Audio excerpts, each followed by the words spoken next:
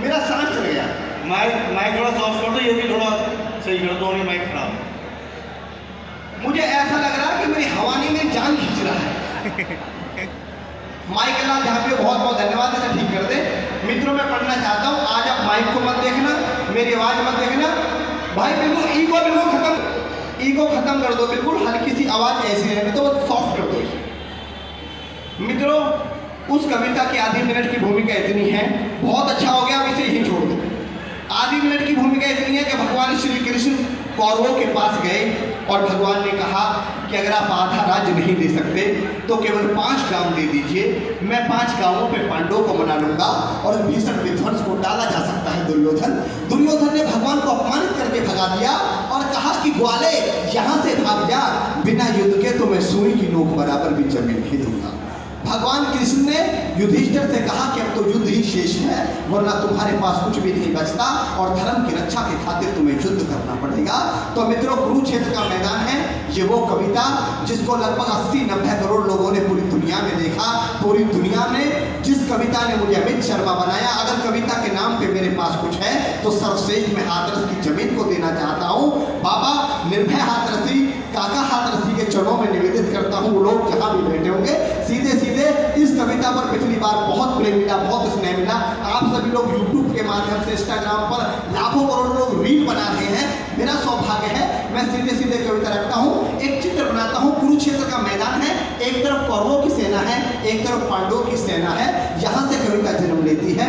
जहाँ आपका मन करे आपकी करतल ध्वनियाँ तालियों के रूप में मुझे मिले। और मित्रों अगर आप खामोशी से भी सुन लेंगे तो मैं सोच लूंगा कि कविता बड़ी हो जाती है तालियों से, क्योंकि बड़ी कविता तालियों की कभी मोहताज नहीं हुआ करती।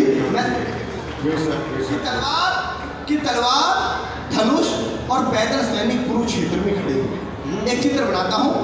नितिन भैया ने बहुत अच्छा कार्यक्रम किया और मुझे बुलाया, इसलिए और अच्छा हो जाएगा कि तलवार, धनुष और पैदल सैनिक कुरुक्षेत्र में खड़े हुए।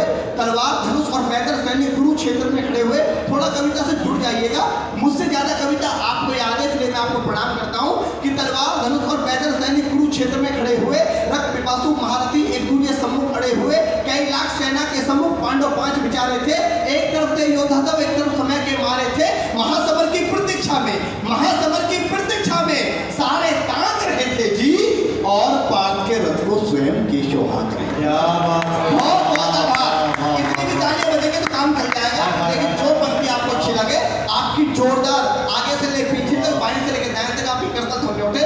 और पार्थ के रथ को स्वयं केशव हाँक रहे थे जी। रणभूमि के सभी नजारे देखने में कुछ खास लगे। माधव ने अर्जुन को देखा, अर्जुन उन्हें उदास लगे। कुरुक्षेत्र का महासमर एक पल में तभी सजा डाला। 5 जन ने उठा, कृष्ण ने फूंका और बजा डाला। हुआ चंदना दिया है, सबका गर्दन शुरू हुआ, रथ बिखरना हुआ शुरू और सबका मर्दन शुरू हुआ। कहा कृष्ण ने उठ पार, कहा कृष्ण ने उठ पार, तो एक आंखों में जरा गांडीव पर रखवाड़ों को प्रत्यंचा को खींच जरा। और आज दिखा दे रणभूमि में, आज दिखा दे रणभूमि में योद्धा की तासीर जहां, इस धरती पर कोई नहीं अर्जुन के जैसा वीर। इस धरती पर नमन, प्रणाम हाथरस।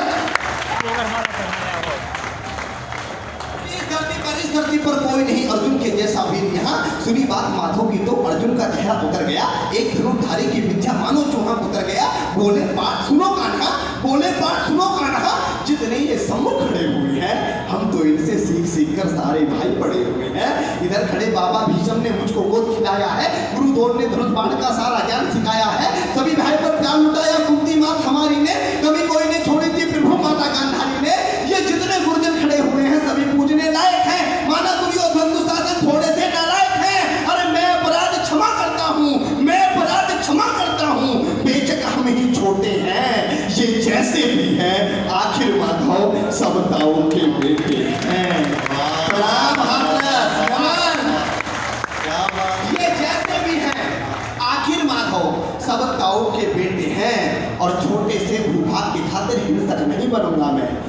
इंद्रप्रस्थ के दुनिया के सबसे बड़े साम्राज्य को एक धर्म से भटका हुआ योद्धा जमीन का टुकड़ा बताता है और योगेश्वर से कहता है कि छोटे से भूभाग की खातिर हिंसक नहीं बनूंगा मैं, स्वार्थ साध कर निचुड़ का विध्वंसक नहीं बनूंगा मैं। अरे खून सने हाथों को होता राजभोग अधिकार नहीं, परिवार मार के गद्दी मिले तो सिंहासन स्वीकार नहीं। रथ पर बैठ गया अर्जुन, मुंह माधव से मोड़ दिया। आंसू भरकर गांडीव हाथ से छोड़ दिया। हाय हाय हाय हाय हाय हाय। आंखों में आंसू भरकर छोड़ दिया। गांडीव हाथ से जब छूटा, माधव भी कुछ अकुलाए थे। भगवान ने सोचा इसने तो बेइज्जती करा दी, इससे अच्छा मैं शंखनाद नहीं करता। पर परम पिता परमात्मा अपना अपमान कभी स्वीकार नहीं करते।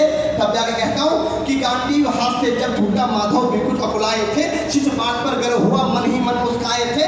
मन में सोच लिया अर्जुन की बुद्धि न चलने दूंगा, समरभूमि में पाठ को कमजोर नहीं पड़ने दूंगा। धर्म बचाने की खातिर एक नौ अभियान शुरू हुआ। उसके बाद जगत गुरु का गीता ज्ञान शुरू हुआ। उसके बाद जगत गुरु का गीता ज्ञान शुरू हुआ।